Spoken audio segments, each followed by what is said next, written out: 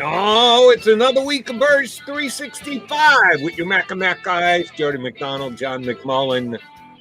And this week we wait. Oh, a lot's going to go down. A lot went down over the weekend. That much more this upcoming week. No actual football games played because we have a bye week before the season starts, which annoys me no end. But we march on. We forward ourselves to get ready for the 2021 season. Jody McDonald, John McMullen. Johnny Mac, how was the Eagle preseason game on Friday, which I didn't make? Ooh, you're lucky, man. First of all, I mean, I thought they were going to cancel the game. I've never seen nothing. I've never seen anything like it. The storms that hit MetLife Stadium before the game. I mean, Dave Zangaro, buddy, his car got hit by lightning. It died. Yeah, getting off the New Jersey Turnpike. It got hit by lightning. He's fine, thankfully. While still in motion? I didn't get the whole story, but his car died. Obviously, he had to call AAA, had to leave it up there. So I hope Dave's all right, by the way. But hopefully I'll see him today. But he's all right physically. Yeah, and you know, when the torrential downpours came, there were bubbles on the field. The field was bubbling up like it was lava, like it was a volcano. I saw some video of that, yes. Yeah, everybody was coming out to take a look at this. I know Zach Ertz had said he never saw anything like it before. Jason Kelsey, of course, is a knucklehead. He's doing the old going out like a baseball player sliding in the rain, right. But it was a scene, man. And you know, they had a lot of NFL, Jets, Eagles executives. Joe Douglas came out, obviously Howie Roseman. You got the sense before the game it was going to be a Brian Billick, you know, Veteran Stadium situation where they were going to say we're not going to play. And by the way, if it were closer to kickoff, because this happened about 3 hours before kickoff, 2.5 hours maybe. If it were closer to the game, they would have canceled that game. They pushed it back a half hour. And to be honest, I think they would have liked to have canceled the game, but you already have fans there, little few fans. You know, Jets preseason games, not many people show up to them. But fans were already in the parking lot in the stadiums. They ended up kicking it back a half hour. And as I said, the only thing that saved that game was the timing. It was outrageous. Quick aside, you're truly supposed to go, myself, my daughter, with tickets, not as a media member. And I had a dentist appointment at 11 o'clock shortly after we wrapped up Birds 365 here on Friday. So I went and I had to have 3 different teeth pulled. So they gave me Percocet for the pain. And it was like, I didn't feel anything when I had them pulled because they shot me well full of Novocaine. As a matter of fact, I got home, I bled all over myself. I'm just drooling blood, made it all the way through my beard, onto my nice light blue shirt. My wife said, get that shirt, just go, take your clothes off. Usually good when your wife says take your clothes off, but it wasn't really all that good for me. So I laid down, the pills started to kick in. I called my daughter in the middle of the afternoon and said, yeah, I'm going nowhere. I don't know about you. You want to use the tickets, go ahead, fine, but I'm going nowhere fast. She said, Dad, have you seen the weather forecast? I said, no. She goes, supposed to be torrential rain. I hadn't even heard that until my daughter told me she's not going either. So we ended up eating the tickets. No big deal. But yeah, none of the McDonald's attended the game. But it ended up great game right down to the wire, tied on the last play of the game. And you were still riveted in your seat in the press box. I was not riveted. Actually, I wasn't. I had already gone downstairs inside. I thought the game was over like everybody else. You never count out the Jets. Don't ever do that, McMullen. You learned a lesson on Monday. Do not count out the Jets. Well, yeah, the game's over no matter what. Ends up in a tie. I do think, you know, I felt bad for Mike Jacquet because people are killing the poor kid. He makes a play, you know, to strip the football and score the touchdown. And then everybody's after the game. Well, if you take a knee, the game's over right there. It is. But, you know, you're trying to make a play. You're trying to make a splash play. And then ultimately he was also involved in a bad way with the Hail Mary. So, you know, turn from hero to GOAT if he can be a hero with a preseason win. But so I felt a little bit bad for him. I felt a little bit bad for Nick Sirianni because, you know, he thought he had his first NFL win, albeit preseason. Didn't happen. maybe learn from it. Hopefully, we're going to have Brian Paganetti, game management, Doug Peterson's game management sort of specialist, data analytics specialist. You know, maybe you learn something about game management if you're Nick Sirianni. So maybe there's some positives you can take out of it. Which, by the way, hold on. I'm going to try and not injure myself while patting myself on the back. Did I not ask you the question on Friday? Will there be an Eagle player who will come up big in Friday's game who you really don't think has a chance to make the team, but they make such a big play that they enhance their chances, and the Eagle fans will be talking about it before the cut? Oh, we got to keep this guy. We got to keep this guy. Do you remember that conversation we had on Friday? I do remember that conversation. I don't think that happens, but you know, not but fan-wise it happens. I mean, team-wise, I mean, evaluation-wise, I don't think anybody's swaying anything on one particular play, but I hear what you're saying from a fan perspective. Did I not say pick 6 for Michael Jacquet? Yes, and you were almost correct. It was a strip fumble recovery and taken in for a touchdown, which is better than a pick 6. Yeah. Except you're right. He should have actually taken it and gotten the game over and done with. But he's trying to make the team, so you know where he's coming from. I don't think Jacquet's going to make the team. So, but I just thought it was a fun question to ask. And damn it, Michael, even if you don't make the team, buddy, you're one of my guys now. You came up big for me. You made me look like I knew what I was talking about on Friday's Birds 365. So I hope you're on the practice squad. I hope you get a chance to make a play this year. I think he's definitely going to be on the practice squad because I think he's going to clear waivers. And by the way, he's probably the 6th corner. So if you keep 6 corners, he's probably going to make the team. Personally, I don't think he's done enough to make the team, but we'll see. There's a lot of uncertainty, as I said, with this year more than ever. And you've heard it from guys who've been on the show saying the same thing. We don't have as good a feel as we typically do this time of year when Doug Peterson was here, and you could pretty much whittle it down to 2 or 3 players. This guy might be here. This guy might not be here. I say you're about 47 maybe solids, and there's a lot of back end stuff that could happen on this roster. And by the way, I think it's going to happen. You know, we've already seen one trade that we're going to have to talk about, and that's going to be big news, and who knows what kind of way. And Gardner Minshew arriving, and then you might have more trades. I know you're going to have some waiver wire pickups. So there's, you know, when they cut down to 53, which might happen today because the Eagles are practicing this afternoon, which is a weird sort of schedule quirk. I can't imagine they're going to have people that are going to cut practice.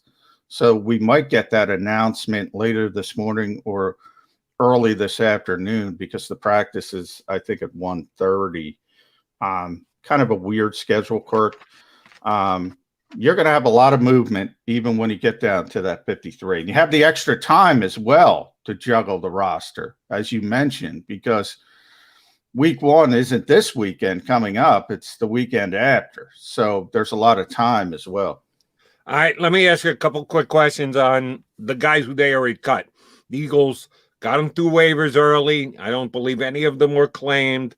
Corey Angeline, Jaquan Bailey, Elijah Holyfield, your boy who didn't make a big play for you, Mr. Michael, like you thought he might on Friday, and Rashad Smith.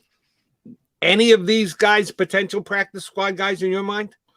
I think Bailey might be. He's an undrafted rookie from Iowa State defensive end. He's clearly not big enough. He's not strong enough. You think about all the difficulties the Eagles had stopping the run in the preseason, especially in the second half when guys like Bailey and Rashad Smith were out there. Another guy was released. They really struggled trying to stop the run. In Bailey's case, he's just not big enough, just not strong enough. So maybe if you get a year sort of with an NFL training staff, maybe you can turn into an NFL level prospect. And remember, it's 16 deep, the practice squad, instead of normal. You know, we never got to 12. It was supposed to go from 10 to 12 last year, but because of COVID, they bumped it up to 16. It's supposed to be 12 again this year, but because of COVID, they bumped it up to 16. So it's much larger now. So you have room for guys like who probably wouldn't have made it before, but want to make it now. Elijah Holyfield too, only for this reason. Guy's the hardest worker on the team, man. If you ever go to high school practice, high school football practice, there's always that one kid who's first every drill, who's first in every, gas or whatever they got him doing. That's Elijah Holyfield with the Eagles. He's first to everything. He's such a hard worker. So you might want that around your team. And as I said, you have those extra spots on the practice squad, so why not? So I would give him an outside chance as well. Elijah Holyfield's nickname Rudy? Is that what they call him around there? They call him probably the real deal because of his dad. The real deal practice player. We shall see. Before we get Ryan Paganetti up, let's just spend a couple minutes talking about Gardner Minshew. Howie Roseman, the wheeler dealer that he is, couldn't let a regular season arrive without a spring trade in there. I've read every account, listened to calls on WIP. It's a good trade. Anytime you can get a guy who's been a starter in a vacuum, it's a good trade. Right. In a vacuum, it's a good trade. It absolutely is. You would think Howie Roseman would have learned from last year things don't exist in a vacuum. Right. And we got to see it play itself out. And it might play itself out well. It could play itself out mediocre. Or you can go to the other direction too. Tip it all the way. You can't know because you're only giving up a 6th-round pick. How bad can it be? No, you're right. From the perspective, 6th-round pick turns into an all-pro player that someone takes with the Eagles picking the 6th round next year. No, I agree with you from that perspective. Here's what this tells to me. Here's what this tells me. I know where you're going. Okay, I see where you're going. Here's what this tells me. They don't believe in Jalen Hurts. They don't believe, nor should they, by the way. I don't have any problem with that. He's an unproven quarterback. There's a lot of uncertainty. They can't get Deshaun Watson. We've reported this for months. Now it's out there. He doesn't want to play here. He's got a no-trade clause. The Eagles have been doing their due diligence. They want the player behind the scenes. Look, if nobody else bites and he's got no other options, maybe he revisits. That's always been the Eagles' plan. So let's put Deshaun Watson off to the side as well. So what do? You don't have your long-term quarterback. Your long-term quarterback is probably in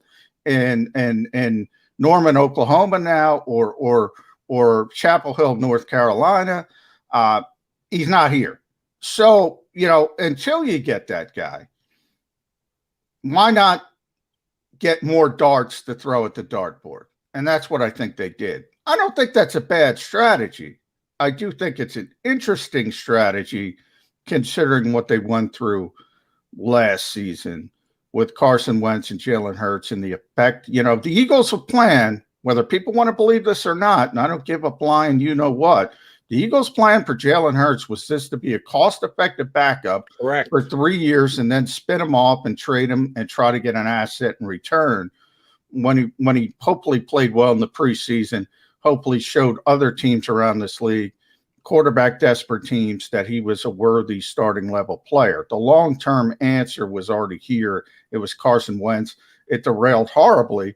Now you're bringing in a kid who, by the way, is much more proven than the starting quarterback and thinks, by the way, he should be competing with the uber talented Trevor Lawrence. And you think he's going to waltz into Philadelphia as the 3rd string quarterback and say, this guy who's done nothing is better with that personality, with that Fitzpatrick-like personality?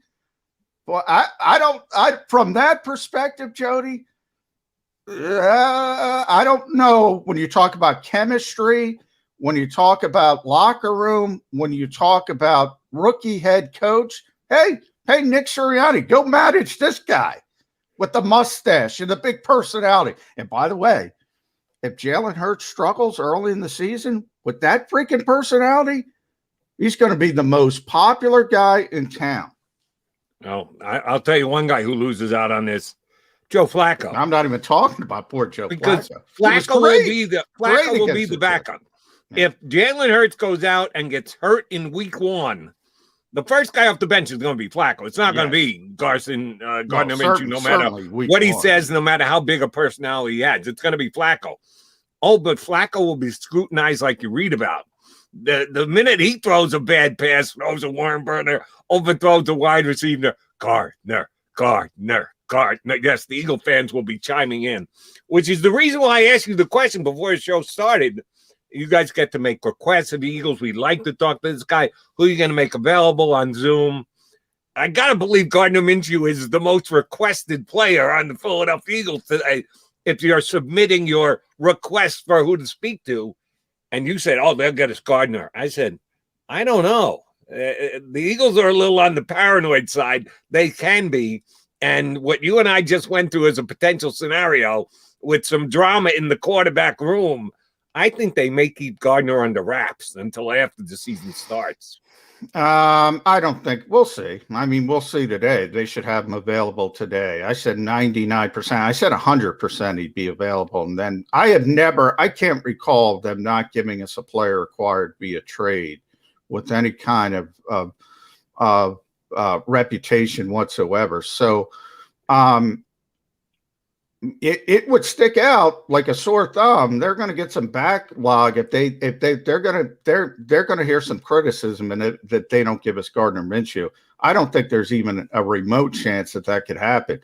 Now, you said we request all the time. We've been requesting Zach Ertz since day one, and they haven't given us Zach Ertz. Yeah, how's that going for you? So, but again, I can't come up with a scenario where a player was acquired, whether it's free agency, trade, and they did not provide him to the media. So if they do that, they're setting a new precedent, and they're going to get killed for it. That's more than anything else. Just remember where you heard it here first. You think it's going to be today. I don't think it's going to be today or tomorrow or the next day. Well, today I'm not, because they could throw up while he's traveling. He's got to pass the physical. There's COVID things. I don't even know the stinking rules now. Can he be in the building? Can he not be in the building? There's so many. They could lean on that for a little while, but not a long period. All right. And by the way, behind the scenes, while they're leaning on that, they're going to be saying, look, Gardner, do this, do that. Say you want to compete, but, don't say you want to be the starter, that kind of stuff. They prepare people for these situations as well. But to me, that's ancillary. That's who cares? To me, the biggest point of this is this guy truly believed that he should be competing with Trevor Lawrence. So if you think that he doesn't want to be the starting quarterback on the Philadelphia Eagles, you're nuts. Well, of course he does. Everybody, every third string quarterback in the league believes you should be the starter. That's why they're in the league. They're that competitive. So just wanting to be that level player. There's a difference because Nick Foles was the exact opposite. Nick Foles is the backup quarterback, right? He accepted that role. Did he want to compete behind the scenes? Yeah. Of course, everybody who plays professional sports should want to compete, but there's different personalities, different philosophies. Pinch hitters in baseball. I always used to like that analogy. You might have 10 better players, but they can't be a good pinch hitter because they can't go up there once or twice a week and say, okay, I'm going to get this great at bat. They need extra bats. They need to get in the flow. You have to have a special type of personality to be a good backup quarterback in this league, and not everybody has it. Which, by the way, do we have any idea that Gardner Minshew is at? No, none whatsoever, because he's been a starter for 2 years in the league. And by the way, I've seen, like, our buddy Ruben Frank put up a column about stats. Oh, don't give me the stats. Please, with these people. Gardner Minshew's got a better passer rating than Joe Montana. That should tell you all you need to know. It's a different game. Stop with the stats. Stop. And Ryan Paganetti's probably listening. I'm talking about Ryan, by the way, before we got to hit a break and we'll bring you on.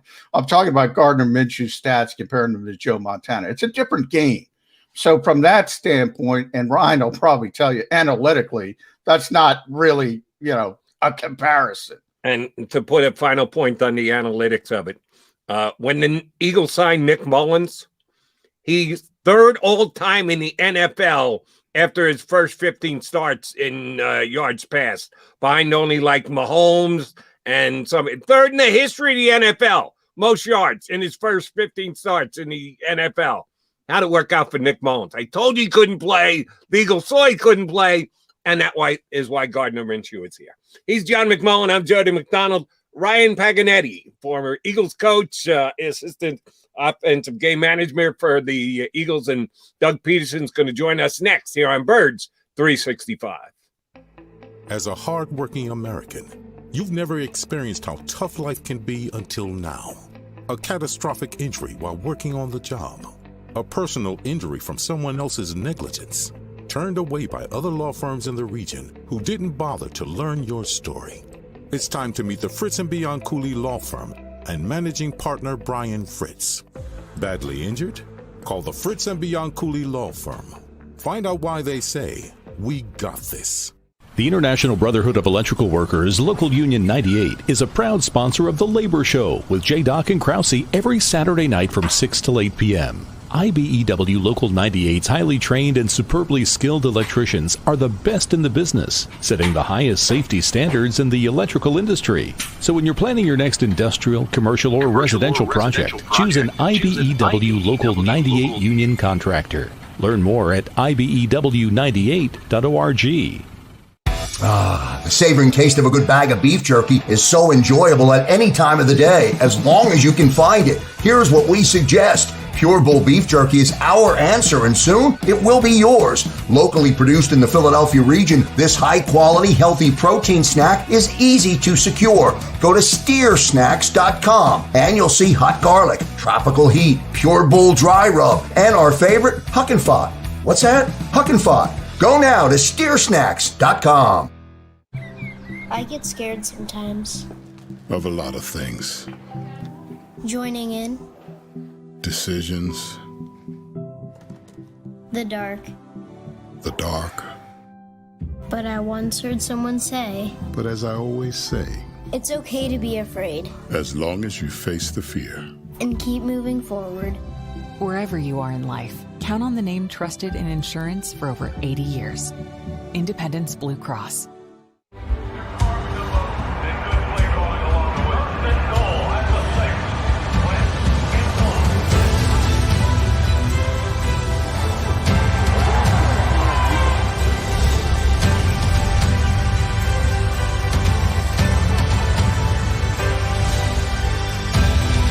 On the field of life, First Trust Bank is there for you.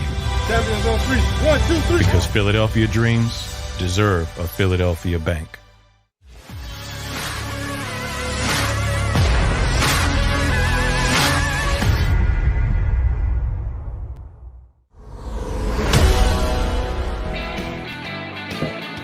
Monday morning edition of Birds 365 here on the JAKIB YouTube channel. Johnny Mac, Jody Mac here with you. We've got a special guest, former Eagles coach, game management assistant, right-hand man to Doug Peterson the last couple of years. Ryan Paganetti joins us here on Birds 365. Coach, Jody Mac and Johnny Mac here. How you doing this morning? I'm doing great. How are you guys doing? Doing well. Thrilled to have you, Ryan. I do want to start because obviously you were the guy in Doug Peterson's ear. But for people who don't know, Ryan was also the assistant linebackers coach as well. So you kind of had your foot in both camps when you talk about personnel, when you talk about coaching, that part of it, and also the analytics. The Eagles led the NFL in the Doug Peterson era when it came to fourth down conversions, when it came to 2-point tries, when it came to going for it more than anybody else. So what was it like sort of straddling that line? Because you always hear, wow, you got the football guys, you got the numbers guys, you kind of straddled it. So for me personally, like I felt like it was really sort of a positive in terms of like getting buy-in with data from, the coaching side, because they had somebody that was sort of with them all the time that was like fairly familiar with the analytics side and the data, because I think sometimes you can get, certain like groups, like your analytics people and your coaches, maybe they're not on the same page just because they have such unique backgrounds that don't really intersect. So I felt like the fact that I had a little bit of experience in both of those was sort of useful to getting like buy-in from the coaching side of things. So, all right, tell us the truth. Doug Peterson, during his time as Eagles head coach, was certainly famous. Some would say infamous. I'll say famous because I thought he was successful at it for going for it on fourth down. How much of that was Doug's bravado and or the analytics that you provided to him that said, Coach, this would be a good idea to go for it on fourth down?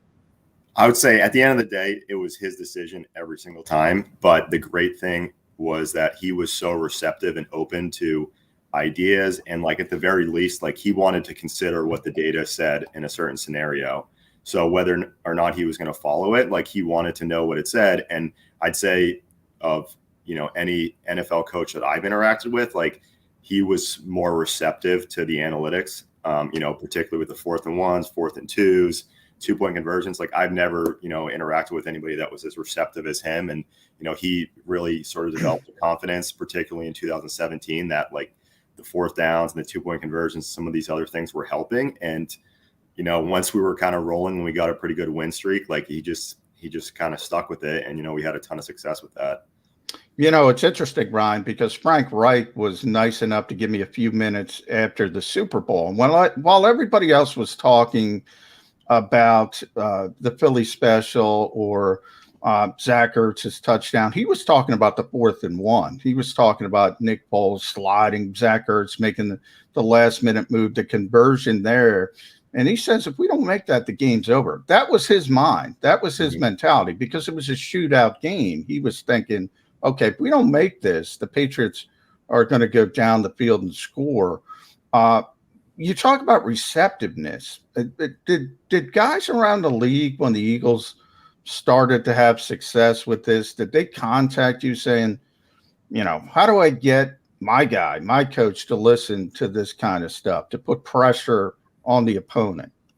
So, first of all, in that scenario you're talking about with Frank, that was sort of an interesting scenario for me. And I was sort of like grateful that we didn't end up in a more complicated situation there. But for the most part, I was usually communicating either on like 2nd or 3rd down, like, okay, if we're presented with these situations, here's where the analytics would say like strongly go for it. Here's where it's like more of a toss up. Here's where the analytics might say punt. But at that stage of the game in the Super Bowl, it was like 3rd and 1 from our own 45-yard line.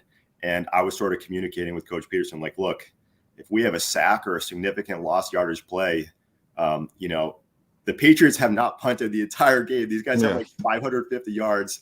And so from an analytics standpoint, the 4th and 1 from the -45 is like a very strong go for it situation. But I was very concerned of like, at what threshold would we have decided to punt there versus go for it? And like, I think we probably settled somewhere around like 4th and 5, 4th and 6. But if we had gone for, say, 4th and 6 from our own 40, down by 1 with 6 minutes left in the 4th quarter, like, that would have been maybe the most controversial 4th down we had ever done. So I was like thankful that we didn't lose yards there. I'm like, oh man, that's great. But I know particularly when Frank went to the Colts, like, I talked with some of the guys there, and like, we sort of interacted on like things that we had some success here, and maybe that they could adopt there. And I think Frank really is sort of using like a similar model to what we were doing with the Eagles. And like, he's obviously, having a ton of success there, particularly with like sort of an unsettled quarterback situation the last couple of years. But I think more and more I've sort of interacted with different team employees, and are like, look, like, do you have any ideas? And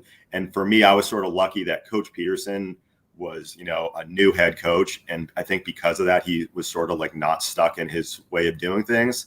And some of these head coaches that maybe have like been around the league for 15, 20 years as a head coach, like, and they've won a lot of games, like, they're, in my opinion, a lot less receptive to, some new data or new ideas, because they sort of have like a structure and an idea that has worked for them already. But, since Coach Peterson was just starting out, he was a lot more open to it. All right, Ryan. So let me ask you this. You use analytics to review what has transpired previously to make a decision that's going to come in the future, sometime in a matter of seconds when it comes to play calling, some of that stuff. It's immediate. It's got to be immediate. How much can you use analytics looking back and deciding what went wrong, what didn't work out, what should have been your focus rather than what turned into being your focus? It all kind of comes together as I ask you, what happened last year with 4-11-1? where did the season go wrong? So I think in general, just kind of like what I jumped on right before, right before I started talking, I heard you guys talking about like adjustments with like, Joe Montana or Nick Mullins or Minshew and the statistical, information that they had. And I think it's really important to try to like consider like how different the league has become over time and sort of being like, okay, if I'm going to study NFL history or I'm going to study something to make a decision in 2020, like I can't really use, snaps from 1998 or even snaps from 2005, or like trying to find some kind of sample of plays to work off of that you feel like is most closely similar to the current NFL. And at the end of the day, like all of these decisions, if you're using analytics, like there's going to be a probability associated with them. For example, I think around the NFL, 4th and 1s might convert 65% of the time, over the last 5 years or over the last 10 years or so. But at the end of the day, that means that, if you go for it 12, 15 times on the course of a season on 4th and 1, like you could convert 12 of them, you could convert 3 of them. Like there's like a range of how things work out. And then ultimately like the process behind it, like we wanted to kind of have a mindset that like, over the long haul, like these ideas would work out more often than not. I don't want to get too much in the details of last year, why things didn't exactly work. I think the simplest answer is if you look at like the team's, statistical performance, the pass game dropped off so significantly. And I think we were near the bottom of the league in like offensive passing production. And at the end of the day, like you look at the list of teams, in recent history that have really struggled passing, and the majority of them end up with losing records. So I think, for the Eagles in particular, like there's an emphasis this year to like really get the pass game back on track. And I think, they've got some, talented players and the offensive line's coming back. And I think in particular, people sort of underestimate how challenging that offensive line situation was last year, because I think we had like 13 or 14 offensive line combinations. In some cases, it would be like 3rd and 4th string players playing. And that's challenging, like particularly for a quarterback or a play caller, when you're like worried that, maybe a guard or a tackle might get beaten like instantly off the snap, or you have to keep more guys in the protection, and then your pass game's like less lethal. And there's a lot of variables there, but it seems like, the offensive line looks healthy, and they that should be a significant boost, for the run and pass game this year. And that's the key to it all, isn't it, Ryan? The variables, because we talk about, you can go on social media. You could tell Jody and I with the gray beards, obviously we're much older than you. So, we're the kind of the old school guys. So we're the kind of guys you're trying to convince. You go on social media, any coach has a 4th and 2, say minus 45, as you were saying. Everybody kills them if they don't go for it in the modern. You see it all the time. Oh, you got to go for this. You got to go for this. Now, the Eagles obviously are most receptive. If you look around the league, it was very successful when the personnel was great and clicking on all cylinders. Less successful when you had the replacement players. So how do you factor in those variables immediately? You got 40 seconds to make a decision. So I think, at the end of the day, that's really where, the head coach's evaluation or, the position coaches' evaluations are really critical to like them making an assessment, because it is just really just so hard with so many individual variables of individual players to like make, a statement. Like I can't say like, okay, because this left guard's in there and because the quarterback's at this level, like our conversion rate went from 62% to 57.2%. Like that's a little bit too complicated at this time. And I think that's really where the coach's instinct and feel for the game sort of factors in, and like they can make a decision that's really probably more legitimate than what an analytics person could do. I can sort of give them like a baseline of like, all right, here's in like a typical situation or an average situation, but using your expertise, like you ultimately can kind of like tilt that number directionally, like up or down based on how you feel about the team. Ryan, let me ask you to take off your game management hat and put on your linebacker assistant hat from the last couple of years. When did you think, man, we might have something special with this Singleton kid? Kind of came out of nowhere, CFL, didn't reach the NFL the way most young linebackers do. When did he pop for you guys that we might have found a diamond in the rough? So I think the first year he was here, it was definitely like more of like a learning experience. Like we had a lot of players that were veterans in Coach Schwartz's defense, and from the scheme standpoint, maybe it was like a guy in their third or fourth year in the same defense. Like, so he was a little bit behind, not mentally, but just like those guys were basically like graduate experts in the scheme. So it was a little bit of like a process for him to, catch up with those guys. But the second season, this 2020 off season, like one of the things that I was doing is I was sort of tracking, as many stats from practice on a daily basis, and then like adjusting per like how many reps each guy got in practice. So like, say for example, like Davion Taylor played X amount of snaps in practice, and then like this was his production, and like adjusting on like a per play basis, or TJ Edwards or whoever. But we had this like chart in our linebacker room, and it showed, like here's everyone's production on a per play basis. And I'd go back and watch the film every day, and Alex Singleton would have so many tackles that all the other players thought I was cheating. We had some like side deal where he was crazy. No, I'm telling you, like he somehow is like has double the tackles of everybody else on a per play basis every day. And that really like perked my interest up. He even had a lot of TFLs, and he just was always around the ball, and he wasn't making mental errors, and it was exciting. And I think, he still was a little bit behind on the depth chart. And then there were some things that changed, I think maybe week 4 or 5 last year. And he gets in there, and from like a per play basis and a per game basis, he was right near the top of the league in tackles per game. And he did a great job for us. And, I'm really happy for him, just like in terms of the challenging situation that he's been in. I mean, most of those guys that are like spending a few years in the CFL, they don't get another NFL opportunity. And, he's grinded every single day, and, continue to fight for his like dream. And I'm at this point, I mean, I wouldn't be surprised if he has 150 tackles this year. Yeah, he's a very instinctive player. I remember Ken Blajol, the first time he told me about Alex, he said when the pads come on, he's going to show up. So to me, he kind of knew it a little bit early. Mm-hmm. Last one for me, Ryan, because I know you got to run. Thrilled to have you. Ryan Paganetti, Doug Peterson's sort of eye in the sky, in his ear when it talked about the big decisions. This is probably the most difficult time for the NFL football coach. You get near cut down day. Mm-hmm. Now, obviously, you're not the head coach or anything of that nature, but last year was the pandemic, but you had been quality control, assistant linebackers. You get to know these guys when they're here from the spring, moving forward. You're trying to help them. How difficult is cut down day from a coach's perspective? I think it's really hard, particularly, when you develop these connections with guys, and like a lot of these players, like this is their dream. Like this is like everything they ever wanted in life. And not only is it their dream, but from like a financial perspective, I mean, it's life-changing amount of money, even if you can be on the roster for a couple games. And even at this point, I would always be like pushing for like our linebackers that were in camp, like let's get them on the practice squad, because those guys make, I believe, like $9,000 a week too, yeah. Which is, a whole lot more money than these guys are going to get doing other jobs. And, I just think it's just a tough feeling for everybody. Like I wouldn't even want to be there, to be honest, like as 20, 30 guys' dreams are getting ruined. Like it just, the vibe in the building is like just not good, and it's like depressing.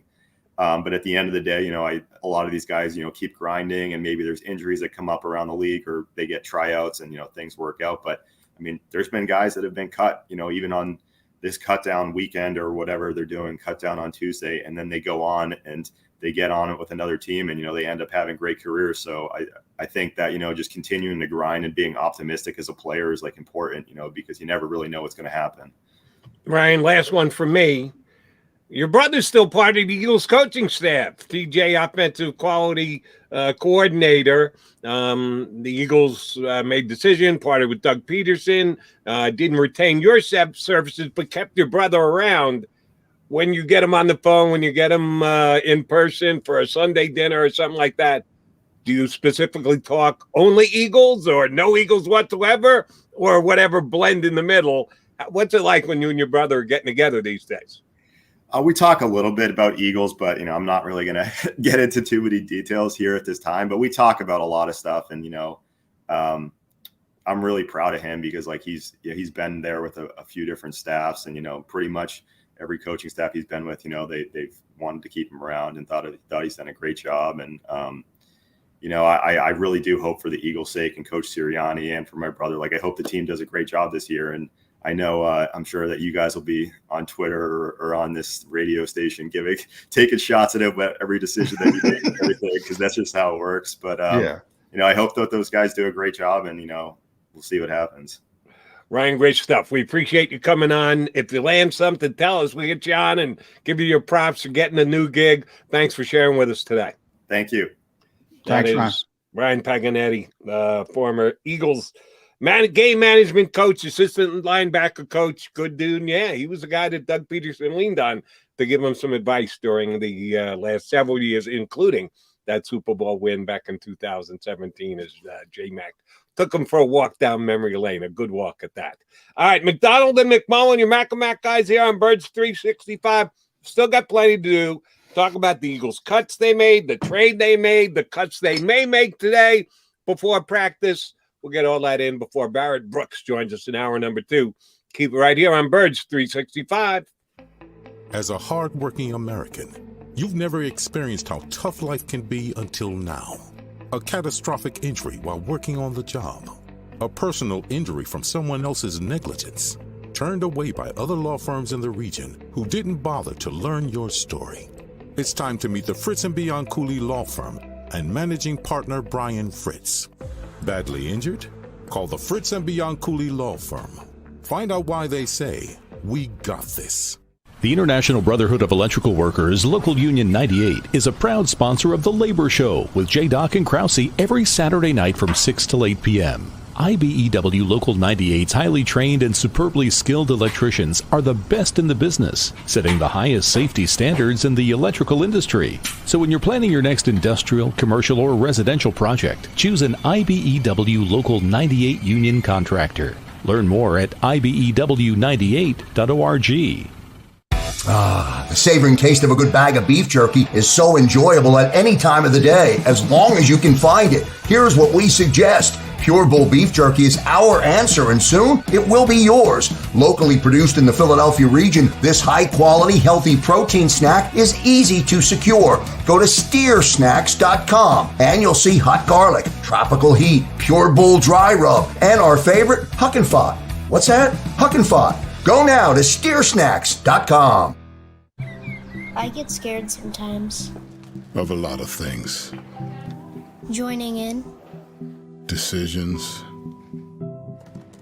The dark. The dark.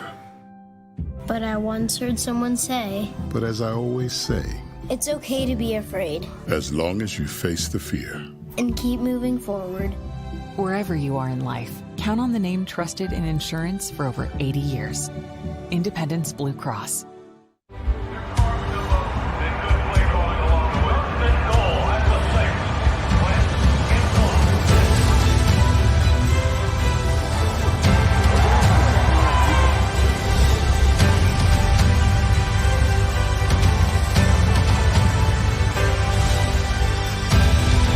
On the field of life, First Trust Bank is there for you. Champions on 3.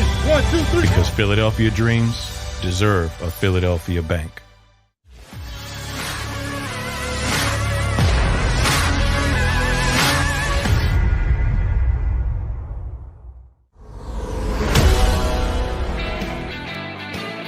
Thanks for getting with us, the Mac and Mac guys, on Birds 365 here on the JAKIB Media YouTube channel as we gear up toward the start of the 2021 Philadelphia Eagles season. We thank Coach Paganetti for hopping on board with us. Seems like a bright young guy, and hopefully gets himself a spot with a squad in the National Football League. It's got to be tough. Family dinner Sunday. Your older brother's still a member of the Eagles coaching staff. Yeah, by the way, can I just say this before we move on, Jody, because we got to talk about cuts and Gardner Minshew and all that stuff. When the Eagles put together their coaching staff, literally, the moment they put it together, I noticed no Ryan Paganetti. I was shocked. I thought he was going to be one of the guys that carried over. I got the numbers real quick. So when Doug Peterson's 5 years in Philadelphia, the Eagles went for it on fourth down 140 times, by far first in the league. The Giants were second at 111. And then 2-point conversions, Eagles led the league 41. Next closest was 27, Pittsburgh, Jacksonville, Minnesota. That's how different they were. And they were always considered sort of the leaders in the NFL when it came to analytics, and really dating back to the days of Joe Banner. And Ryan was a big part of that. And I was taken aback to the point where I contacted the Eagles and I said, "No, where's Ryan?" And I was like, "He's not coming back." And at least on the surface, there's no Ryan Paganetti on this coaching staff. There's nobody in Nick Sirianni's ear. Now, there's going to be a bunch of people in his ear, but that was the biggest surprise when they put together this coaching staff, that Ryan wasn't back. It shocked me. And I like the answer that he gave about how much of it was analytics and how much of it is Doug Peterson's personality. That at the end of the 30 seconds you have before you got to make the call, you got to factor in your own confidence level, your own nerve, your own aggressiveness. And I do believe that was part of it. I absolutely believe that Paganetti gave him the numbers to help make that decision, but that was on Doug. Doug was a very aggressive head coach. Yeah. You got it. I mean, it's your decision. If you're the head coach, you're the one who's going to get killed. As Ryan pointed, we're going to kill Nick Sirianni. Let's be honest. If he makes a bad decision or what's perceived as a bad decision, he's right. I mean, that's just part of the job.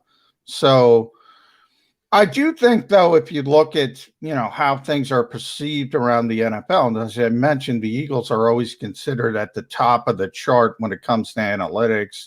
Andrew Berry was brought in here. He goes to Cleveland, becomes one of the hot general managers.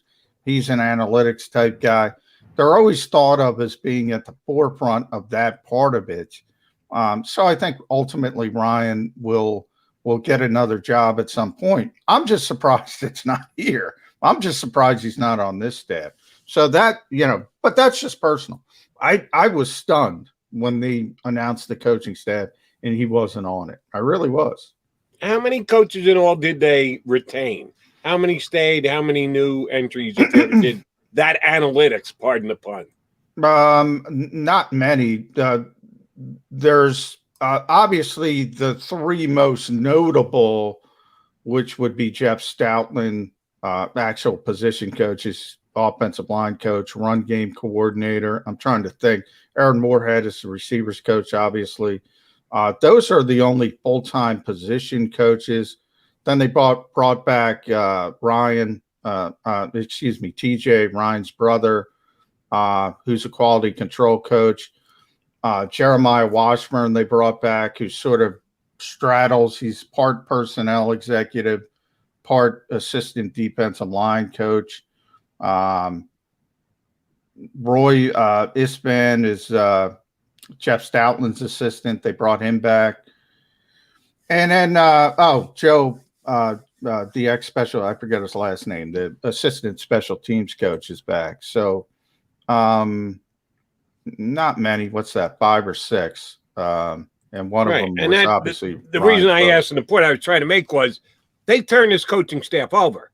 It isn't like they kept a high percentage, and they chose not to keep Ryan Paganetti. No, they let many more coaches go and only retained a handful at best. That makes the decision to not keep him not one that, to me, should be all that shocking, because they really gave the new head coach, Nick Sirianni, the rule of the roost and let him put together the kind of staff. Yeah, the only reason it shocked me is because Jeffrey Lurie and analytics, and it's a big pressing of him, and that's why I thought he was safer than the Aaron Moorheads of the world, because of his role more than anything else, and the fact that Jeffrey Lurie values it so much. So that was what it was about more than anything else. Jeff Stoutland, Jeff was going to go back to Alabama. They had to convince him to come back. That's the one guy they really, really wanted to keep, and they were able to keep. But you're right. Every other position coach besides Aaron Moorhead. And by the way, I can tell you now, Aaron thought he was gone too. So they might have been looking for another receivers coach, couldn't get him, and then they went back to Aaron Moorhead. I don't know how that shook out. But, yeah, obviously most of the position coaches, they didn't even consider. All right, John, I want to ask you about this. As we get that much closer to cuts, exchanging texts with you this weekend, you said they might make some cuts before practice on Monday. I said, Well, I can tell you exactly what's going to happen. 10:02 a.m. is when they're going to make the cuts. Just after Bird's 365 ends, there'll be a media blast. Well, and, by the way, Jody, the Gardner Minshew trade came out about 10 a.m. What was that? Saturday. And yesterday, Sunday, they cut the 5 players at about a little bit after 10 a.m. Yeah, they do everything right after 10 o'clock. Even on days we're not on, they do it right after we would be leaving the air to the Philadelphia Eagles. So we expect them to make some more cuts just after 10 a.m. here today. I do want to ask you this, and it may involve the players that I'm just about to ask you about, as in they might not be Eagles before the afternoon is over. Jonathan Gannon's philosophy is what again? Good question. I think it's a confluence of a Mike Zimmer-like defense and a Matt Eberflus. He added some Matt Eberflus from Indianapolis, but you're going to have multiple fronts. You're going to have more A-gap looks from the linebackers, more overload blitzes. And then in the secondary, you're probably going to have a little bit more zone coverage than we've had in the past. So sort of a little bit, not as much wide 9, which will excite Eagles fans because they've hated the wide 9, even though most don't even know what it is. But so that should excite people. What I was referring to was more hits, the hits philosophy. Oh, the hits principle. The hits, yes. which is predicated on a big part of it is takeaways, that he wants to be a guy who's going to turn the ball over and give it back to his offense. By the way, Jody, real quick, I know you got to finish this. I'm sorry. I keep interrupting. That's all right. Is there a defensive coordinator history of the world that wasn't want to take the football away? Who cares? No, but go ahead. But the coach did emphasize a little bit in the very few media sessions that he has had. He has talked about, I think, every time about turnovers and how important turnovers are. And we're going to be a team that's going to get turnovers. I try and coach and teach turnovers, and we want them to always be thinking turnovers. Which sounds good. Everybody loves turnovers. Fans love turnovers, so they're going to buy into it, even though you may roll your eyes and go, yeah, everybody wants turnovers. I get it. How many turnovers do the Eagles have in their 4 preseason games? Well, there's 3. You know better than me. I try to forget those preseason games immediately after they're over, man. I try to forget them. I don't want to think about them. It's a nightmare. Obviously, Mike Jaquette with the big strip fumble where he should have downed the football instead of going in for that was a big one. But yeah, I don't. We've already heard Nick Sirianni. Hey, joint practices are more important than preseason games. All right, and sorry I didn't get a chance to because they weren't on TV, so I had to take your word and somebody else's word for it. I didn't track all the plays in the preseason practices, the joint practices and the like, but I did for the preseason games. The guys who were accredited with turnovers in the preseason were Michael Jaquette, as you just mentioned, and, oh, by the way, he took it to the house, even though he shouldn't have taken it to the house, but he did take it to the house. It was a great highlight play. Elijah Riley had a pick. Oh, yeah, I remember the pick. Now it's all coming back to me. Yeah, it's come back to you. And how about Kevon Seymour? Oh, yeah. With both a pick and a fumble recovery. So he got 2 of the 4 turnovers this preseason of Kevon Seymour, Michael Jaquette, and our buddy Elijah Riley. Elijah Riley. How many of them making the team? I think one has got an outside chance. Actually, 2. I would say Elijah Riley and Mike Jaquette have a chance. But if it's 0 for 3, it wouldn't surprise me at all. Kayvon, no shot. And he's the one with 2. Kayvon, he's got half of the team's turnovers. Yeah. And you're telling me he's got no chance to make the team? Yeah. How is that, McMullen? Hits. It's all about hits. Turnovers. Well, he's a turnover machine. How is he not making his team? Third team against third team is not as important as first team against first team. You got a point there. You might have something there. But I just thought it was funny that the coach made such an emphasis on turnovers. And the guys who actually did get the other team to turn the ball over will not be Philadelphia Eagles by this time. On Wednesday, because we got a couple hours. 2 things I want to hear about with defensive coordinators. I want to find the first defensive coordinator that doesn't want to take the ball away and doesn't want to be aggressive. People get so hyped up when they, and by the way, I love Jonathan Gannon. I think he's going to be a head coach in this league.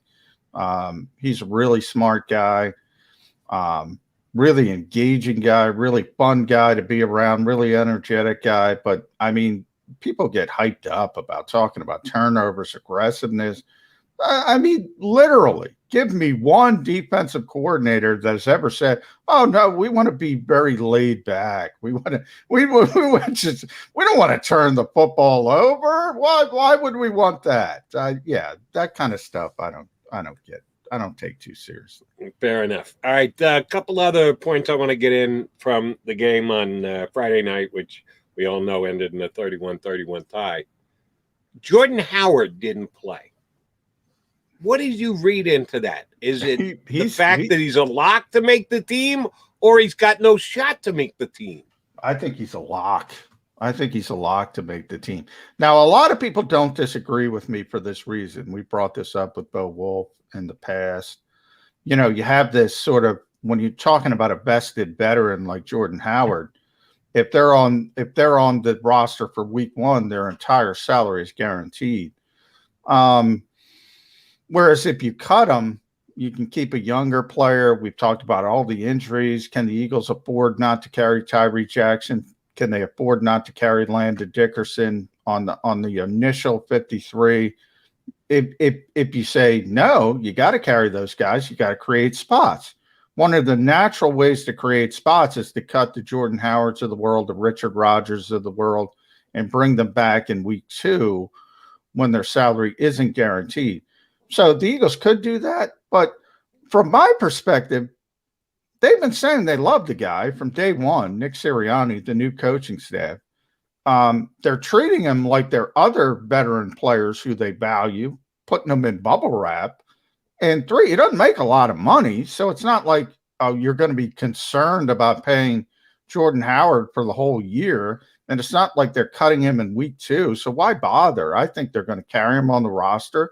And they think he's an important part of this team, and they're going to use this committee. And the committee's going to be Miles Sanders, obviously most notably, and Boston Scott, Jordan Howard, Kenny Gainwell. Those are going to be the four running backs.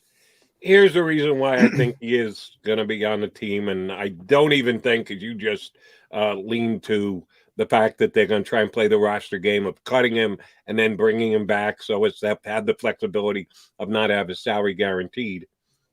Do you think Jason Huntley is going to get claimed if they no, that's another reason. No. Nor do I. And that's I've seen a couple of guys, a couple of your fellow Eagle beat writers saying that they're going to potentially keep Huntley because they fear if they expose him, he's going to get grabbed by another team. They did give up a pick to get him, so they've got some value entrenched in him. Was Jason Huntley that good? And I know the joint practices are very important, at least in the Eagles' eyes, and he made some plays in the joint practices. His resume is what it is prior to this year. I didn't do anything in preseason that wowed me. So if teams making a call on Jason Huntley, are they really going to claim him at this point? I think you can get Huntley through waivers and back on the practice squad. I agree with you. But number one, the people are thinking the Eagles didn't trade for him. They actually claimed him on waivers. So people think that, well, the Eagles claimed him, so maybe he'll get claimed again. But that doesn't necessarily mean you're going to get claimed again. So I think that's where people kind of lean towards, well, he got claimed once. Why won't he get claimed again? He was impressive early in camp, and he's really fast. He's probably, you know, if he's not the fastest guy on this team, he's probably right behind Quez Watkins. So, you know, when he gets out in the open field, he's pretty impressive. He's, you know, he could be a good kick returner, but, you know, does that really matter that much in the modern NFL where you might return 10, 15 kicks all year? I don't know if that matters. So I get the philosophy, but I'm with you. He's not nearly as good as Jordan Howard from the coaching staff's perspective, from the way they've been talking. And I think you can get him on waivers. So to me, it's get him through waivers. So to me, it's pretty simple. You keep Jordan Howard. He doesn't get paid a lot of money. You get Huntley through waivers. He's hurt anyway. And you put him on the practice squad. To me, it's pretty simple. But, and I'm guilty of this as much as any other beat guy. We overthink these things because we think there's this old, medical saying Occam's razor, where the simplest answer is usually the correct one. Correct. I believe in that. Yes. You should. Everybody should. But we all talk ourselves into conspiracy theories, and you got to do this. You got to hide this guy. No, simplest answer. Keep Howard, put Huntley on the practice squad. All right. My next question is to John McMullen, but it may just as well be to Howie Roseman.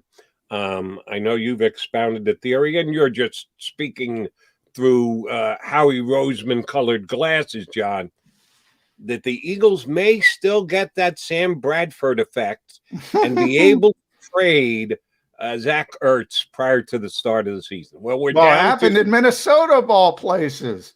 All of a sudden, yesterday comes down Irv Smith, who's a really good young tight end, has a meniscus injury out of nowhere, and he's going to have surgery, and he's going to be out. Now, a couple things. Number one, there's two types of meniscus repairs. The easy one is 2 to 4 week injury. So if that's what it is, no, the Vikings aren't in that situation. The bad one is 6 to 8 months, and he's down for the season. And that's a team that plays more 12 personnel than anybody else, even the Eagles, because they have Dalvin Cook, and they had 2 good tight ends. And they've already proven they make bad decisions. They think they're a contender. They're not a contender, but they think they're a contender. So it's the same team. Now, we're not talking about a first-round pick because we're not talking about quarterback. But if Irv Smith is out for the season, and they're a team that is very dishonest about injuries, they don't talk about injuries. They're not honest about injuries. So it depends. If he's going to be out for the season, I could see Rick Spielman calling up Howie Roseman and say, I'll give you a 3rd-round pick. He did it last year with Danielle Hunter was hurt out for the season. They didn't tell anybody, had a herniated disc. All of a sudden they needed a pass rusher. They gave a 2nd-round pick to Jacksonville for Yannick Ngakoue. Disaster of a pick. Disaster of a trade. They traded him to, I forget, Baltimore at the trade deadline for a 3rd-round pick. So right. they took a round loss for 3 games or whatever, and got nothing out of Ngakoue. Exactly. So they make bad decisions. They made the bad decision with Bradford. It's the perfect situation. Team that thinks they're a contender, but they're not. Team that makes bad decisions. Teams that overreacts to injuries.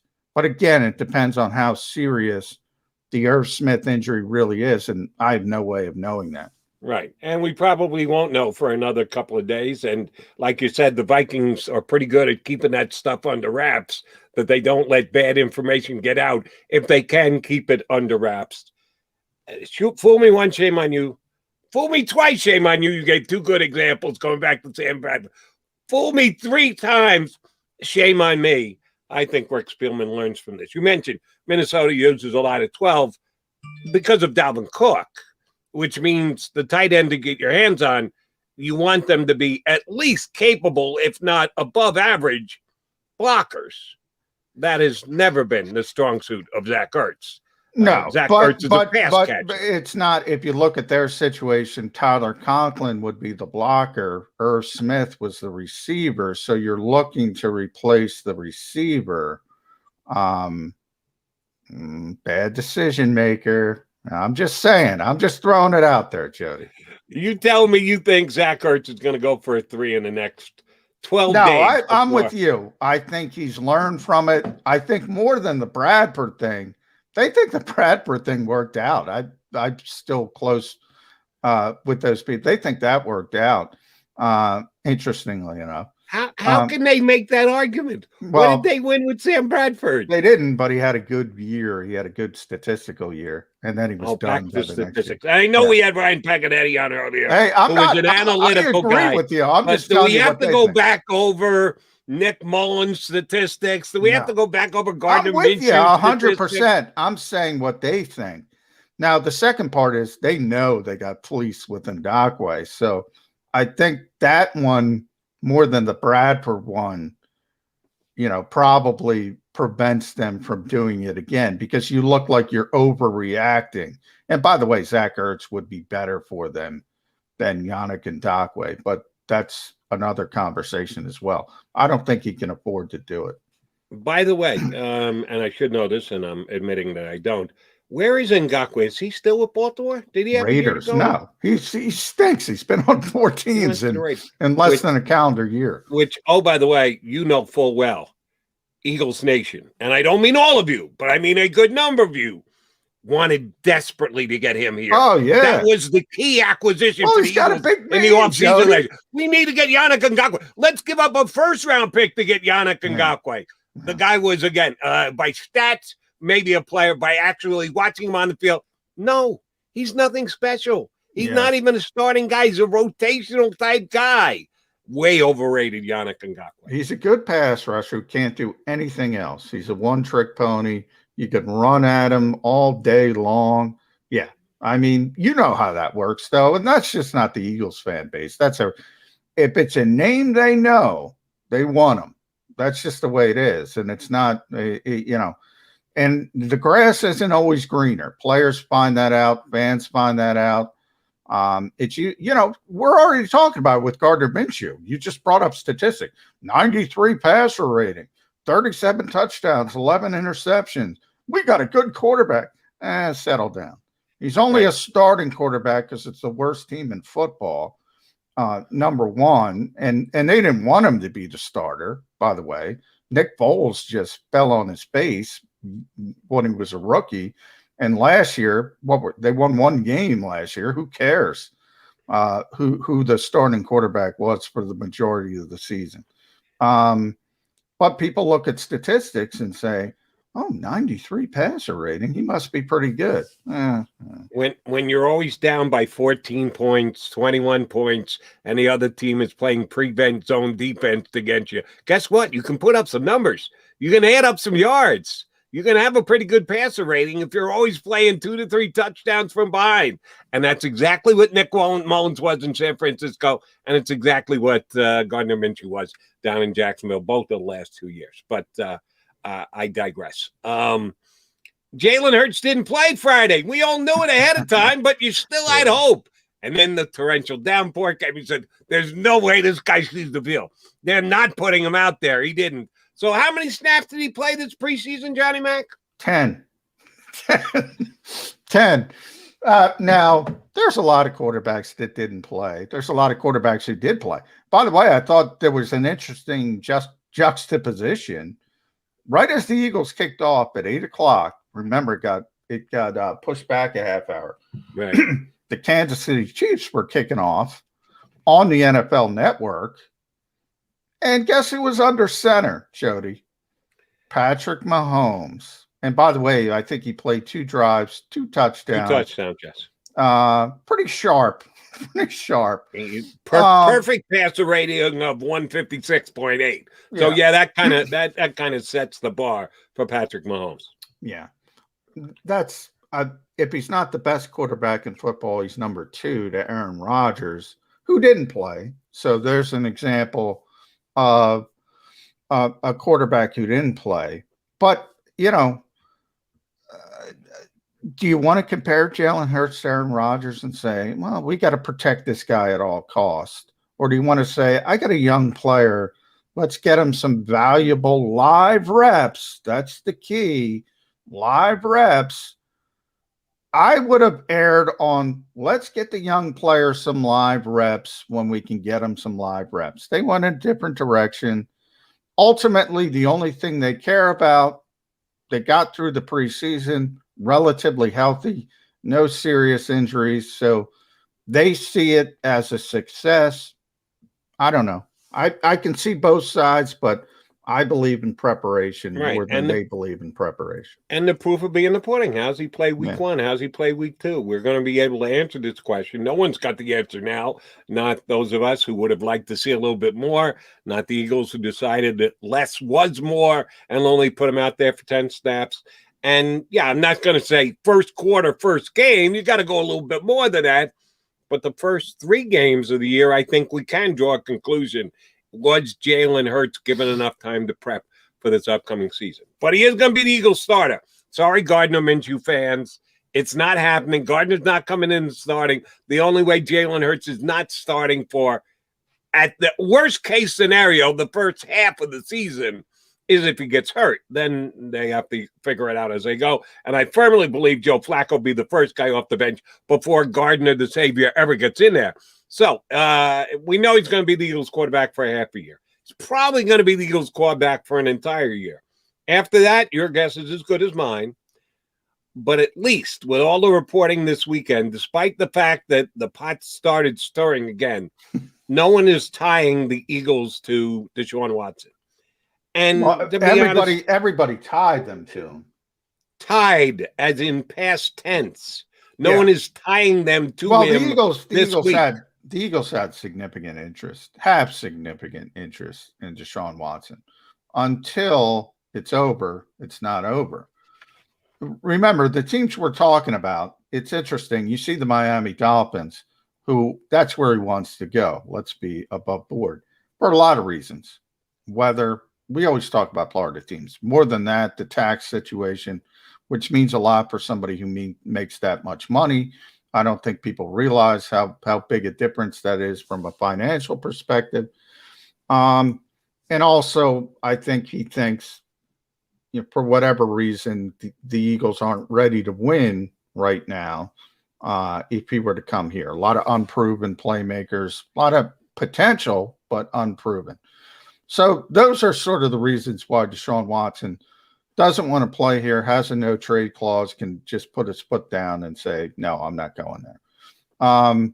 However, because of his off-the-field situation, there are potential places where he would go, notably Miami, Denver, Carolina, that may not want him just for that, just for the morality part of it, saying, I can't have this guy. I can't have this guy in my building, PR perspective, blah, blah, blah, blah, blah. And then it becomes, all right, you want to stay in Houston or you want to go to Philadelphia, then he might change his mind. So until that door is completely shut, it's not completely shut. But he doesn't want to play here. And unless something drastic happens, you can tell, by the way, Brian Flores was talking yesterday. Miami can say whatever they want, and they've gone to their beat guys and say, no, Tua is our guy. They want Deshaun Watson.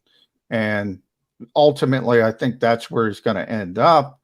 But we'll see how it shakes out. And if it comes immediately, because obviously with all the uncertainty on the legal front, you're taking a big risk if you're the Miami Dolphins. But yeah, it's looking less and less likely that the Eagles are going to be able to swing something for Deshaun Watson. All right. My favorite hypothetical questions, and that's what this one will be. And I completely admit ahead of time it's a hypothetical. Don't think it's got any chance of happening, but I'm going to ask you just the same. We believe that Howie Roseman has we know he's had conversations and he's made an offer. Got to believe he's made an offer, which has been unacceptable to the Texans. That's why it hasn't been close. That's why the Eagles, as of now, although they haven't said, don't call us. No, Deshaun doesn't want to play here. It can't even get to that. Deshaun has a no-trade clause. They could have made it. But as you just said, let's jettison ahead. The Texans go to him and say, listen, we got a deal in place with Philadelphia. Here's your choice. Stay here or go to Philly. You think he says no? He could say no at this point because he knows there's other options. He knows Miami's interested. His agents are obviously giving him the information. He knows Carolina's interested. I don't know how. But everybody's got their leverage, John. Watson's got his no trade clause. The Texans have theirs. They have to okay the deal. Deshaun could say he wants to go somewhere. Here's the two choices, Deshaun. Miami's not a choice. Miami's not offering what we want in return. The Eagles have put what we want in return. They've got the best deal on. If we're going to trade you, we're going to trade you to the best offer we get. And that's going to be the Philadelphia Eagles. So your choice is Eagles or stay here.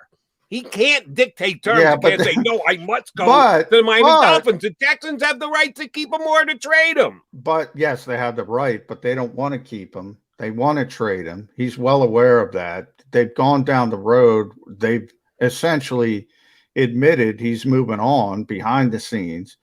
They don't want him. They don't want the toxic. They want him out of the building. So once you come to that conclusion, you lose that leverage you're speaking of.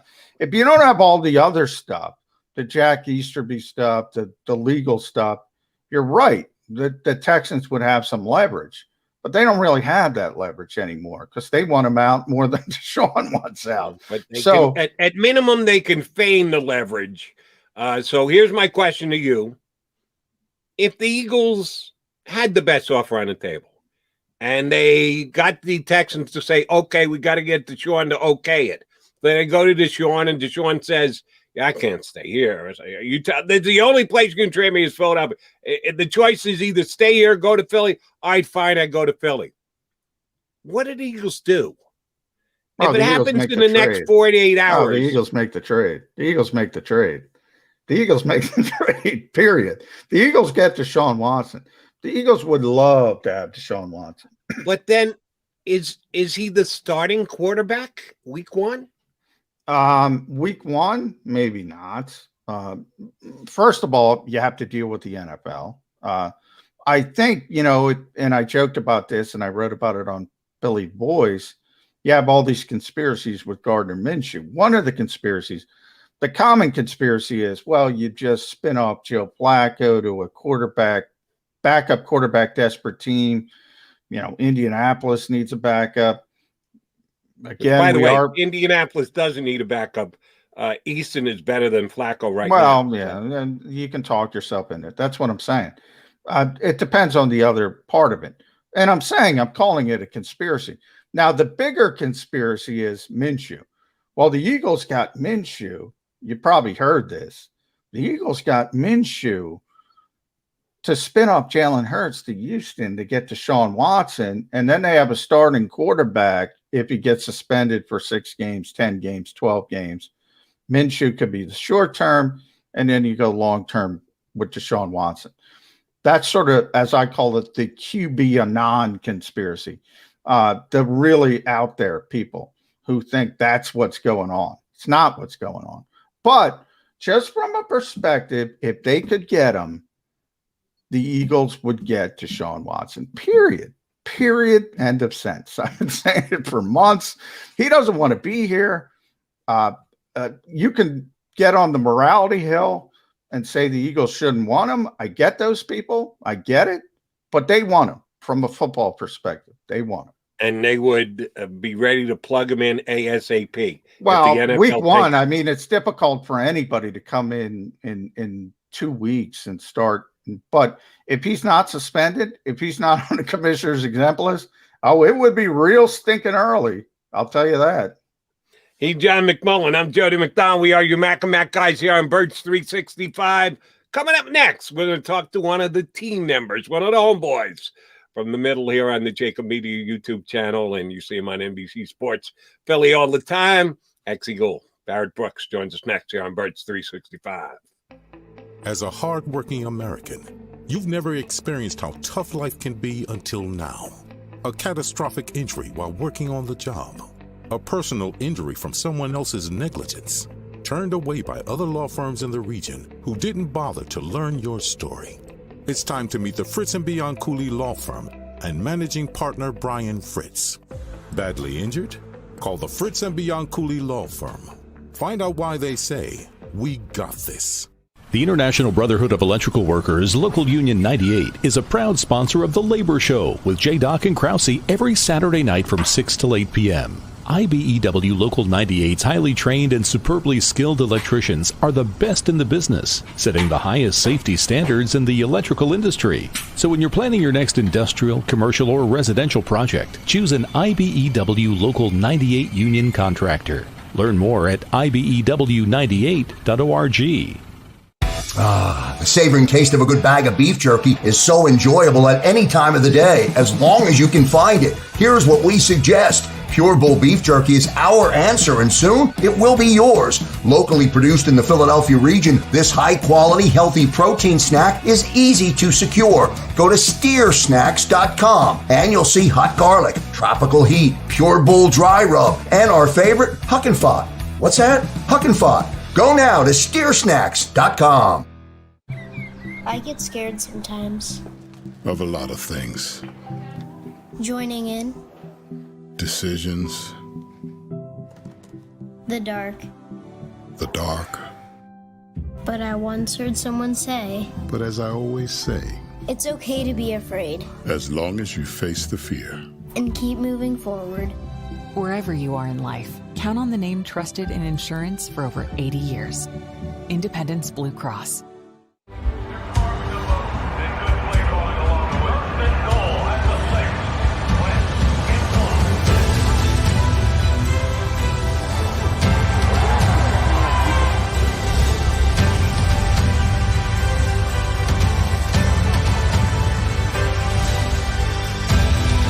On the field of life, First Trust Bank is there for you.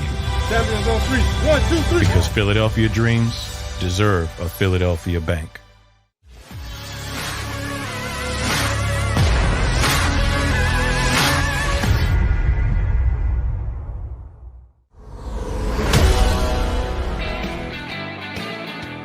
The lid lifter on a new week here on Birds 365 with your Mac guys, McMullen and McDonald.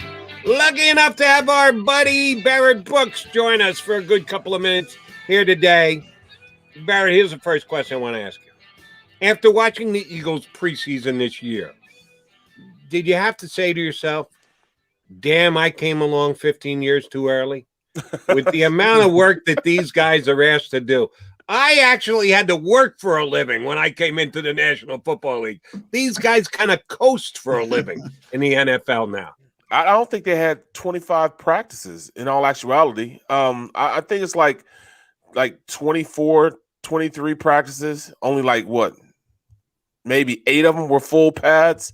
It was like a breakfast club, man. I mean, I could play forever. I'd still be playing right now if I had those type of camps. Because, at the end of the day, these guys, I don't know how they get themselves in shape. They do. But, I mean, I don't know how they harden their bodies for a 16-game season. Now they're going 17 games. So, it's just different to me watching these guys. I mean, even little things like look on the sideline and, even the rookies that didn't dress for the game did not have pads on. I can remember when I was my first year, I had to wear pads. I started every single snap of the game in the preseason because they were getting me ready for the season. Trying to get me ready for a hard season. These guys didn't even have pads on. I was blown away by this. So it's just different, man. It's just way different, man. Way different. Yeah, I mean, I said the same thing, Barrett, when I was there. I'm looking at Devontae Smith. Look, Devontae Smith is a tremendously talented kid. And I'm like, he's in street clothes with Eagles gear on, just like Fletcher Cox. And I'm like, what the heck is going on? What here? is this? I mean, this is crazy, man. But it's just the nature of how things are these days, man. I don't understand it, But evidently, they feel as though they're good enough to go in and play an entire season. Going into this game. I guess they're ready to go into this next game, which really counts.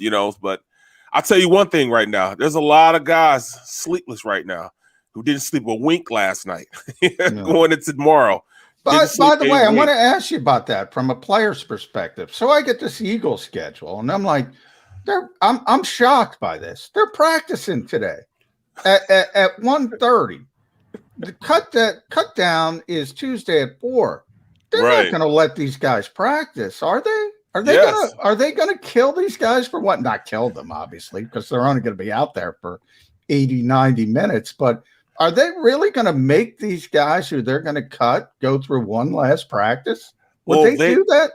They don't have enough film on. They have enough to evaluate them, really. I mean, the younger guys really didn't take that many reps, honestly, going into this preseason. So at this point, they still need to evaluate, all right, we're going to keep this guy. We're not going to keep this guy. We haven't seen enough. If they don't have those answers, and they need a Monday afternoon practice to figure out who's going to be on this football team, I'm concerned. I'm concerned anyway, because J-Jaw, you're going to give J-Jaw a chance to be on this team with 3 plays? He made 3 plays the entire preseason. Is that enough to show you that he belongs on this team? I'm not hating against him, but I didn't see enough from JJ. I got a better question for J-Jaw, Hightower, anyone else you want to put into that mix. Someone who's literally on the bubble of making the team or not making the team. Practice today. Ooh, there goes the hammy. Right. The hammy. Oh, I think I pulled limping off the field. Now we're talking about IR, because if you want to release him, you got to release him with an injury settlement, which might not be conducive to the Eagles. John's exactly right. They make them practice today. I guarantee you we see some injuries for guys who don't know if or when they're going to make this team or not. Oh, if they were smart. If they were smart, they would definitely do that. You can get 4 weeks pay. No question, man. Yeah, you can get 4 weeks pay. I'm shocked by it, but I do want to go down from your obviously mentality from a player's perspective. How difficult is this post final preseason game to the cut down? I mean, you guys have been here since the spring. As you mentioned, it's a little bit different, but you develop relationships real quickly. This is the worst part of this industry, is it not? It is. It's the worst day. Tonight will be the worst night for a lot of guys, because, this could eventually be the last time they play football. The last time they had pads on was this last game. And, it's a horrible fact that you have to go through the NFL. That's why they call the NFL not for long. It's a small sampling size of people that ever play this game. And, it gets even smaller after tomorrow night at 4:00. So, I feel for those guys. I understand what they're going through. In fact, let me give you a little quick story. I was rooming with Jerry Kraft. We call him Big Creamy. Yeah. And, it's the cut down night, and they're cutting people going into the morning. And he had a Desert Eagle in his backpack. And, somebody knocked on the door. And he thought it was we call him a knock man. The knock man is the guy that, that comes and say, hey, coach wants you to bring your playbook and he wants to talk to you. So somebody knocked at the door playing around. You know what I mean? I think it was Willie T, just playing around, like he's the guy coming to cut you. And we're already scared to death that we're about to get cut. He reaches down to his bag. I had to jump out the bed and grab his arm. Hey, man, what are you doing, bro? Put that down, man. Oh, man, I can't be cut, man. I had a great camp. How they going to come cut me? I know they're not cutting you. You're starting. They might be here to cut me. I was like, no, dude, chill out, man. Chill out. He put it back in his bag. He didn't even cut. So, we opened the door. It's Willie T. He's the laughing and everything. That's, bro, if you only knew what was about to happen, man. All right, Barrett, I'm going to take you into your wheelhouse. How many tackles are the Eagles keeping on their 53? And if you say the number is 5, is Andre Dillard one of those 5? If you're just deciding on who accomplished what in preseason, not where they were picked, not what assets have been used to acquire them, just evaluating what they've done. And if you want to put Dillard's previous either what he accomplished or lack of accomplishment prior to that, you can put that in the mix. But between he and Toth and LaRaven, does Dillard deserve to make this football team? Absolutely not. I don't think he did enough. In fact, he did impress me in this last game. He did impress me. He played well. He played very well. He showed a little strength. He dropped his hips. Great technique. He was moving around well, man. So he showed that, he can play, but just because your career is on the line right now. That's why you went out and play like. Why couldn't you play like that from the beginning of training camp? You know what I mean? He played phenomenally. And I don't care who he's going against. Those guys are still NFL players, but he played well. But that's what if I was going to keep tackles on, I was going with 4 tackles. I would go Jake Driscoll would be one of them. Gotta keep Brett Toth. Gotta keep him. I can't cut that guy. I can't cut that guy. No, Brett Toth and Jack Driscoll, they belong on this team. Number one, because you think of the way in which they think of these guys, they can play guard and tackle. They can play both sides. At this point, Andre Dillard only plays left tackle. That's the extent of what he plays on this team. That's the value he has, is left tackle. They tried to move over to right. He didn't want to do it, so he didn't do it. You know what I mean? He played bad enough that he was like, all right, we're not going to put him back over there. But at this point, that's all he plays. I didn't see him take any reps this preseason on the right side. They were all left-sided reps. Yeah. So, he's going to be here just from where he was drafted. I know you don't want me to talk about it. He's going to be there because he's drafted, and he will be the 5th guy. But they'll look at Jake Driscoll and Brett Toth as guys that really belong on this team, but they'll keep them as like guards and Coyote. I think he really needs to stay on the team also as a guard. He's not going to be able to make it through waivers. I can guarantee that. Yeah, it's an offensive line deficient league. But you brought up 2 guys, and obviously Andre Dillard, JJ Arcega-Whiteside. So you were a 2nd-round pick. I want to get the player's perspective. Look, if you're a premium pick in this league, it's no surprise you get more opportunities than an undrafted guy. How does that go across in the locker room? When you see somebody like Andre Dillard, as you said, from a meritocracy standpoint, and you brought up J-Jaw, maybe they don't deserve to make this team, but they're probably going to make this team. How does that go over in the locker room? It doesn't go over well. Guys will be making fun of them. Only reason you hear because, you got drafted so high. They made a mistake. They drafted you just too high. You know what I'm saying? Here I am busting my butt off, and I'm not going to make a team because this guy. I mean, I've seen it in a locker room happen where a guy gets cut, and the player's about to leave, and, he's walking through the locker room, and he's bringing his playbook. And so you're going to keep me over this guy right here? I mean, he's pointing at the guy that, made the team, and he's not. You're going to keep him over this guy? Over him? Over him? He couldn't fight his way out of a wet paper bag. You're keeping him over him? Look at him. Look at him. He's the worst player I've ever seen as he's going out talking about this other kid, and it didn't bowl too well that, the player came back the next week on practice squad. But, after he had said that, guys looking like, yo, what's that all about? You know what I'm saying? Don't hate on me because you're getting cut. But, you see those type of situations. And then the respect factor is not there also. You know what I'm saying? I mean, because you're given, it's being handed to you. You know what I'm saying? You didn't have to work for it. You don't have the same respect as a player that went out there and busted their rump to make the team and doesn't make the team. So, it's a terrible situation, a terrible feeling. And imagine being the guy that's doing this cutting. You know what I mean? Imagine that. Yeah. All right, so let me ask you this one. And I love that story you just told about the perspective of a player as cuts are being made and your position and how you're going to handle your business and the like. It's so much easier now as a member of the media, Barrett, because it's not your livelihood. Right. You just get to sit back and analyze and go, I'll take this guy over that guy, so I'm going to make you do it right now. Ty McGill or Hassan Ridgeway. Oh, one of them's going to make the team. To me, the other one's not. One's going to be here. The other one's going to be cut, and it could come down in the next couple hours, as a matter of fact. You're an ex-offensive lineman. I need you to grade those 2 interior defensive tackles. Who's here, who's gone? Or do you disagree with me that they both make the team? Ty McGill, he deserves to be on this team. He showed explosive quickness.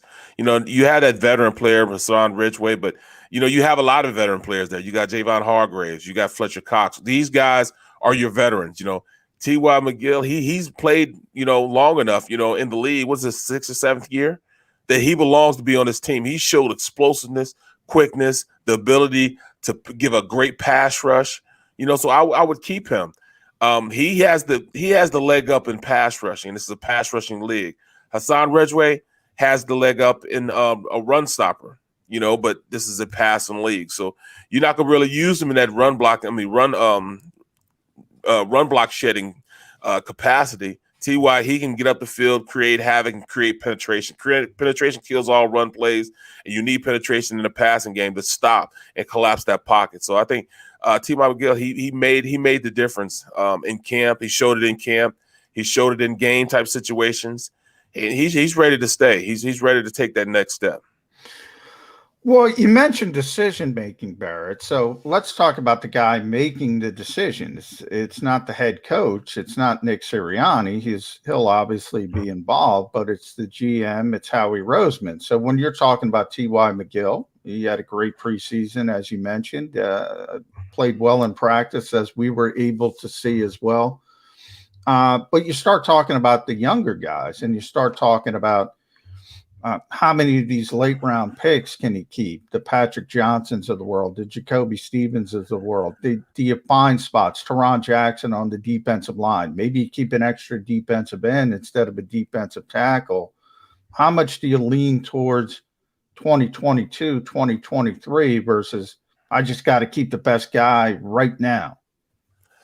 Well, this team, regardless of what it's saying as far as being a rebuilding year, they have to show something. This is fan base that, they care about football a lot more than most fan bases. So I'll say this, they want production right now. You know what I mean? And, Teron Jackson showed me a lot this last game. He was formidable in the run and in the pass. But is he better than, the other guys that are like a Josh Sweat? No, it's not even a comparison to Josh Sweat. Or, you look at, Patrick Johnson, he has a lot of learning to do.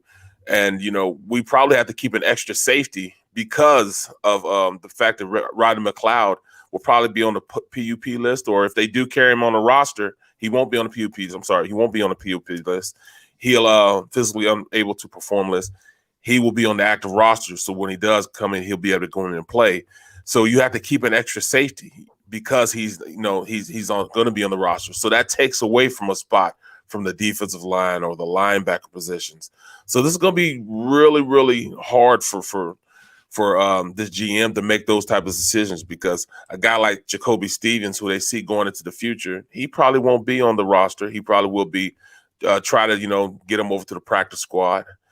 He's a tweener type of player, so I think he'll make it to the practice squad. But a guy like Patrick Johnson, he might not make it to that practice squad. Somebody might pick him up because he showed some ability to rush the passer. And there's, there lies the problem. He might not make it to the roster. Barrett, your take on Nick Sirianni as a play caller? I'm still underwhelmed at this point. I didn't see any of the things that I thought I was going to see from a guy that has a quarterback that's mobile. I didn't see any boot protections, no waggle protections, where they pull over a backside guard and he's like a guy that's going to block right in front of him, so he didn't get hit. I didn't see a lot of play action. I didn't see a lot of running the ball, So until I see his offense, I can't say that he's a good play caller. I can't say that he's going to run an offense that's, because this wasn't even a vanilla offense. This was a lot less than even vanilla. Because this is almost joint practices, Barrett. It's right. About the joint practices. They do more in the joint practices than they do in the preseason games. Now, Nick has been honest about that. He said, look, I think I have an advantage early in the season. I can say they do more of that in practice. Yeah, they do. Than the preseason games. So I think you're going to see a lot of RPOs in Atlanta. I'll say that. I can't wait. Of RPOs. Yeah, and that'll use Hurts' skill set. That'll put him in position now to make the defense wrong either way. And we did see it in practice, But at the end of the day, I can't make an accurate assessment of who he is until I see those type of things. So his grade card is incomplete, because we have so many questions about what he's going to do in the preseason. I mean, even on the defensive side of the ball, Coach Gannon's the same way. I mean, we saw all those different fronts, up front. We saw, a bear front where they covered the center and both guards. I saw a lot of that, when they bring Jannard Avery down and he's the, rushing defensive end / linebacker type of Sam type of player. We saw all those things in practice, but we didn't see it in the game. You know, they didn't blitz in the game. Everybody else in the preseason was blitzing. They got blitzed with New England. They blitzed the heck out of them. You know, I was watching the game, you know, the other day where, you know, Seattle was blitzing a lot. We're the only team that didn't blitz. We're the only team that didn't run the ball. We're the only team that didn't play action. We're the only team that was so vanilla. I wouldn't even call it vanilla. This flavor of ice cream would probably be like pistachio or something. You know what I mean? Because it just was not an offense that I could really see, all right, what he's going to hang his hat on. So I'm anxious to see this first game, and I can't wait. What do we have, 16 days or 13 days or something like that till the first game? 13 days. Yeah. 13 days. All right, Barrett, any truth to the rumor that was Eitan Shander who blew up your phone here on the show to say, what are you talking about? Knicks look great. The offense looks great. What do you mean vanilla offense? We look good on offense. Well, that was a call. That was a call saying, all right, then if it gets any more vanilla, you know, we're gonna need a new type of ice cream. But I love it, man. I mean, I love all these unknowns going into the season, so I can't really make an accurate assessment where they're going to be at. I'm still saying they're going to be a lot better than what people think they are, but I will say this: you know, Nick has done a good job of controlling the team, and these guys buying into his system. I will say that. I want to go back to the offensive line for a second because I don't think enough people are talking about Landon Dickerson. He got hurt in December, so 9 months off an ACL would be mid-September for him, maybe late September. Do you really want to shut him down for 6 weeks, start him on the NFI list, or do you want him practicing at least somewhat as quickly as possible? The Eagles are on record saying they don't think this is going to be a redshirt season for him. So you want to shut down that big a part of the season for Landon Dickerson, or do you have to carry him on the opening 53? I think they have to carry him on the opening 53 because, you know, like I said, even though Toth and you know, Toth can play and Driscoll can play guard, they're not really guards. They're tackles. So you need a guy like that. And at the end of the day, you know, I mean, Kelsey's long in the tooth, you know, so, you know, you never know what's going to happen with him as far as health. Because, I mean, halfway through the season, each year he plays, he's held together by bubble gum and duct tape. You know what I mean? I mean, he's the walking wounded. You know what I mean? But you know, there might be a time where he's not going to finish this season, and you need a guy like Sam Allen to move over the center, and then you need a high quality guard coming in, and Landon Dickerson will be that guy. You know, I see him as being that guy. I mean, anytime you can pull off wearing, you know, suspenders and cowboy boots and a cowboy hat, going to work, not just work, but a game. You know, you got a lot of confidence in who you are, what you're, you know, showing everybody. So I see him as a guy they're going to carry into the season, which, you know, there lies the fact that keeping, you know, a guy like Andre Dillard is going to hurt you more so than help you. Barrett, John and I both jumped on the record in the first segment of the show today. We need you to do the same here as well. About the Eagle acquisition this past weekend, that they added a starting level quarterback, last 2 years in the league, who's making NFL minimum and is signed for another year afterwards for a conditional 6th-round pick. So if you look at it in that vacuum, that's a pretty good trade for Howie Roseman. But we know life is more than just in a vacuum. So weighing everything in, what do you think about the Gardner Minshew acquisition? It's a great acquisition, you know, regardless of what goes on this season. You know, he's there. He's a capable backup, you know, backup to a backup. Give him some time to, you know, to learn the system. But Gardner Minshew is a future pick for him. You know, he can come in and start. He started games before, you know. He's been that guy, you know. Plus he brings some character to that locker room. You know, some character to even that meeting room, you know, because we have some bland quarterbacks, you know what I'm saying? We've always had bland quarterbacks. Yeah.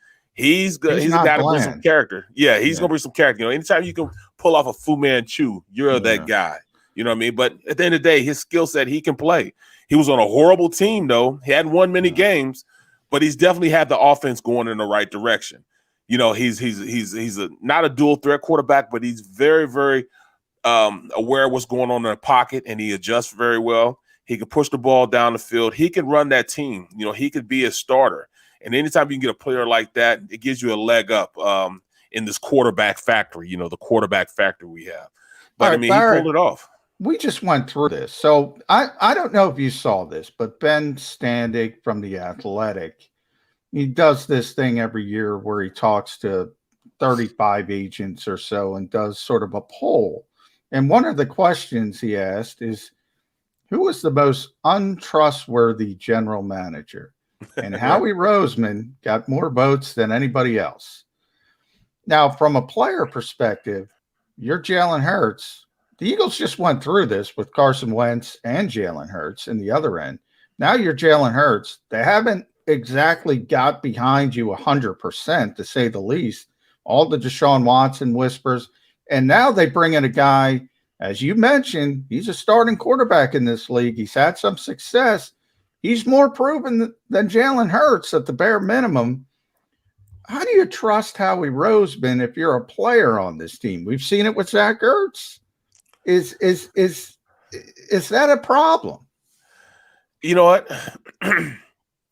In all honesty, I think besides the quarterback position and Hurts, I think players like him because he's great at what he's at. He's almost too. He almost loves older players too much when it comes to bring. Because I mean, he had Alshon around way too long. He had Jason Peters around way too long, and kept extending them and put them in a position where they were still on the team. So from a player's perspective, he's done right by a lot of players. He brought Alshon in on a 1 year minimum, not minimum, but top wide receiver, prove it deal. He ends up doing it, for it. He did it for a lot of players, and a lot of players showing that they liked him for that. Even Deshaun, he brought Deshaun back. So players like him in that aspect because he'll keep older players around longer than they should be. But the quarterback position is a different beast, man. You have to think a lot different. So at this point, I know he's just used to it. If Hurts is just used to being a guy that, all right, everybody's just going to push me aside. So he's used to being in this position. So him, you couldn't find a better person to understand what it is, that your last rep is probably what you're going to be judged on. He understands that fully. My last question, Barrett's going to be Howie related as well, since you just gave a great answer there on how he handles players. Howie made a trade after the last preseason game. Been there, done that. Kind of a staple of the Howie Roseman era here in Philadelphia. Yep. And he usually gets an extension done with a current player on the Eagles roster because they feel strongly about him. He gets to get some money in the bank, doesn't have to fear the injury, maybe get a little bit of a hometown discount, but both sides have to come up with a fair and compromised position that they want. A couple names have been thrown out, guys the Eagles may or have already been or should be talking to.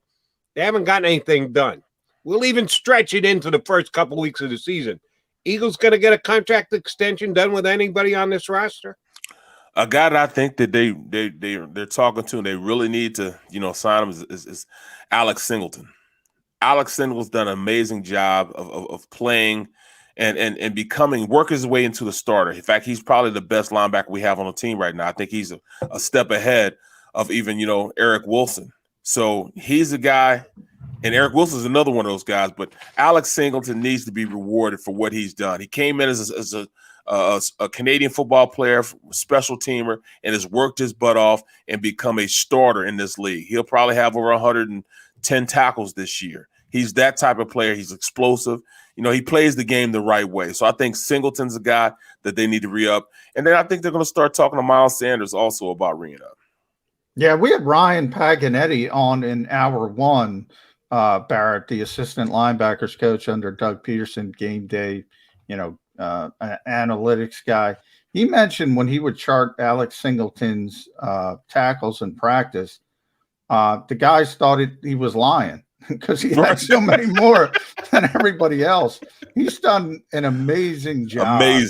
Amazing job. He really is maybe the most underrated player on this football team. But Barrett Brooks, thanks for hopping on the program. The middle, Eitan Shander, Harry Mays, you guys might get some cuts live during the show because I can't believe they're going to have these guys practice before cutdown day. That is unbelievable, man. But hey, I've seen it happen. I mean, remember when Big Red made George Andy's playing Patrick Mahomes, by the way. 8 o'clock, Patrick Mahomes is playing, looking like the greatest quarterback who ever lived, and Jalen Hurts is in bubble wrap. Right. So, you know, you do the math there. I don't get it. Absolutely, man. Double B, always a pleasure, buddy. Thanks for coming on. Thanks a lot, guys. Appreciate it. We'll get John playing during the year. That's Barrett Brooks. You can catch him on the middle with, as John just mentioned, Harry Mays and Eitan Chan. I think it was Eitan who did call during the show, by the way. We heard Barrett's phone ring. I think it was Eitan. I want to see that phone, Barrett. We thank Barrett for hopping on board. We'll get him back plenty during the year. All right, Johnny Mac, Jody Mac, we got a couple minutes to come back. Maybe McMullen will get a text between now and when we come back. 10:02, Jody. I got it right here. Probably till not after 10 o'clock, but we'll see. Come back. I got one more Gardner Minshew point to make before we wrap up this edition of Birds 365. As a hardworking American, you've never experienced how tough life can be until now. A catastrophic injury while working on the job. A personal injury from someone else's negligence. Turned away by other law firms in the region who didn't bother to learn your story. It's time to meet the Fritz & Bianculli Law Firm and managing partner Brian Fritz. Badly injured? Call the Fritz & Bianculli Law Firm. Find out why they say, "We got this." The International Brotherhood of Electrical Workers, Local Union 98, is a proud sponsor of The Labor Show with J. and Krause every Saturday night from 6 till 8 p.m. IBEW Local 98's highly trained and superbly skilled electricians are the best in the business, setting the highest safety standards in the electrical industry. So when you're planning your next industrial, commercial, or residential project, choose an IBEW Local 98 union contractor. Learn more at IBEW98.org.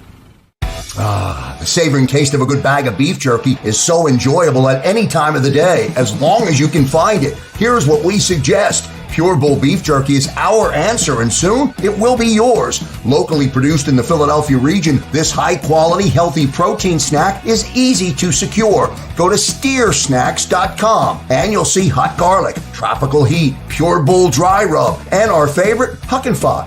What's that? Huck and Fod. Go now to steersnacks.com. I get scared sometimes. Of a lot of things. Joining in. Decisions. The dark. The dark. But I once heard someone say, But as I always say, it's okay to be afraid. as long as you face the fear. And keep moving forward. Wherever you are in life, count on the name trusted in insurance for over 80 years. Independence Blue Cross.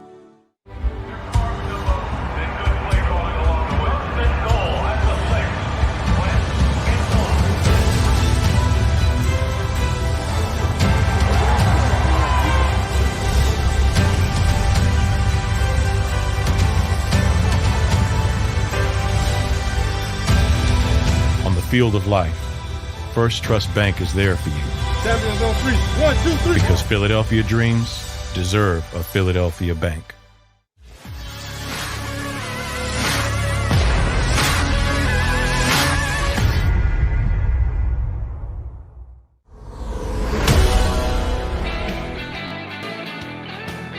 Mac guys, McMullen and McDonald here on Birds 365 on JAKIB Media YouTube channel. A new venture for both John and myself. We've never been YouTube guys before. Now, McMullen's been writing about the league for decades. I've been talking about the league for more decades than that on the radio side. And John, just let me put this in the mix about Gardner Minshew, because it's something I've learned over my radio career. Maybe more so over the last 10 years because I've been doing a national show. Forever, I was either a New York guy or a Philadelphia guy doing a local sports talk show. And then you look at it from the local team's perspective. Everything that happens, you look from the local team's perspective. And what a lot of fans miss out on, and I'm assuming that 99.9% of our audience are Eagle fans that are listening right now. Here's what I'm going to ask them all to do. Take a big step back and look at it from the Jaguars' perspective. Almost always, local fans never do that. They never take the time to look at it from the other team's perspective. It's only, how does it affect us? What was our line of thinking? Why did we do this? Why does it fit for us? How about from a Jaguar perspective? If you've got Gardner Minshew, and like I said, do yourself a favor, read Ruben's column on NBC Sports about Gardner Minshew stats, because you'll be taken aback by some of them. Oh, my God. This guy's on his way to the Hall of Fame. Yeah. Which you can make numbers sing and dance the way that you want them to, and they just don't apply here. But they are what they are. If that's the fact, if he is heading off to the Hall of Fame, why are the Jaguars giving him up for a conditional 6th-round pick? Yes, they got Trevor Lawrence, and yes, he's going to be their starting quarterback, and he should be. They've got C.J. Beathard now as their backup. Who do you think's better, Gardner Minshew or C.J. Beathard? Well, Gardner Minshew's going to the Hall of Fame, so it's got to be Gardner Minshew, right? Yeah. So you're trading a better backup. Who's your 3rd quarterback overall? What's the kid Lute's first name? Luton? I don't even know who their third-string quarterback is the kid Luton, who actually went and played for him a little bit last year. But he's not Gardner Minshew. So why would Jacksonville give up this really good player, this guy who's heading to Canton because his numbers, as per Ruben number crunching, my buddy Ruben Frank, why would you give a guy up? Because he's not going to be happy there. Because they see the potential tumult in the locker room of him being the backup quarterback to a young quarterback. Yeah. Well, what did the Eagles just buy themselves into? I threw out that pinch hitter. Now, you know, Jody, you're an old school baseball guy. So you go back to the names of Manny Mota. If you want to go Philadelphia, Del Unser. There were probably 100 better players than Del Unser the Eagles, the Phillies could have had as a pinch hitter. You got to accept the role to be good at it. You got to accept. I go more Tommy Hutton if I went old school Philly pinch hitter. All right, Tommy. Okay. Del Unser was more of a regular player for my money, but I nitpick. I'm sorry. You get the point, though. You have to accept the role. Nick Foles, you have to accept the role of backup quarterback, or you can't be a good backup quarterback. There are teams in this league, they do it all the time. Trevor Lawrence is Jacksonville's guy. All they want is somebody to support him, not undermine him, support him. He's their guy. They're not looking at anybody else. The Eagles are, that's why I said the Eagles already went down this road. It blew up in their face. Now, it's a little bit different from this time because they don't view Jalen Hurts as the long-term future, at least yet. They viewed Carson Wentz as the long-term future. So it was the worst decision with Carson Wentz. Here, you just throw darts at the dartboard. You're waiting. You can't get to Deshaun Watson. Maybe you get Spencer Rattler. If you can't get Spencer Rattler, you might get Sam Howell. If you can't get Sam Howell, you might get one of these other college quarterbacks that are projected to be potential top 10 picks. Or to be fair, maybe Jalen Hurts turns the corner and becomes that guy, but he's not that guy right now. So I think from Howie Roseman's perspective is get as many darts as you can to throw at the dartboard. Maybe one of them hits until you get the real guy you're confident in. That's what I think the plan is. Right. Jake Luton is the third-string quarterback in Jacksonville. And he's not a good dart, Jake Luton. Yeah, that's a 6th-round draft pick. Although, remember, Gardner was a 6th-round draft pick last week. And by the way, the Eagles, back in 2019, they picked Clayton Thorson 11 picks before Jacksonville got Gardner Minshew. And you see, here's the thing that I feel badly about undermining what Gardner can come in here and do. I criticized the Eagles for that pick. I was a Gardner Minshew fan. I said, I think he's a steal in a round. I thought he was like a 4th-round pick. How did you pass on him to take Clayton Thornton? I had this conversation on the air on WIP when the draft came down. So now I feel like I'm almost obligated to get excited because Gardner Minshew is going to be here. And I still like the kid's talent, but I think they're opening up Pandora's box, which they did last year with Jalen Hurts, and shame on Carson Wentz. We don't need to relitigate this again about Carson. And I do think, Jalen, as Barrett pointed out, pointed out, Jalen's used to this, man. I feel bad for the kid at some point. Nobody believes in him. They're always thinking about the next guy. They're always thinking about turning the page. He's uniquely suited to do it. He'll handle it better than Carson Wentz did. He will handle it much better. But it does give you it gives you a look into what the organization really thinks about Jalen Hurts. I'm sorry, people. They don't believe in him. Let me go back to the other guest we had today. And if you missed it, if you jumped in, middle show, go back and check out the first hour with Ryan Paganetti, the game management assistant under Doug Peterson here, and former assistant linebacker coach as well. When the Eagles signed Alex Singleton, it was like, talk about throwing darts. That's all it was, bringing in a guy from the CFL. They're throwing darts, and they're going to give this guy a chance. And he made it through his first year. Ooh, and then his second year, he started standing out. And Ryan told us about the practice charting, and he's in on every single play. His percentage of tackles from when he was on the field was off the charts. They accused him of cheating. He's not that good. He can't be that good. Oh, yeah, he was. And he was the Eagles' best linebacker last year, and we expect him to be the Eagles' best linebacker this year. That's what Jalen Hurts has to do. Say, all right, go ahead. You can call me throwing darts. I'll go out and throw darts in the game, and I'll make myself the starting quarterback of Philadelphia today, tomorrow, next week, next year, the next decade. And that's the path he has. That's a good analogy, Jody's got to be Alex Singleton at the quarterback position. You got to seize the one small opportunity you have. Boom. And if you play well, they're not taking you off the field. All right. Last thing. It's after 10 o'clock. Check your phone. Did you get a text from the Eagles? Did they not yet? It's 10:01. If everyone can see, 10:01. Someone probably about 60 seconds away from the Eagles releasing their cuts. Well, then guess what? You're going to hear about it right here, 22 hours from now, on the next episode of Birds 365. If you missed any of today's show on the JAKIB Media channel, listen to the podcast on your way home. Available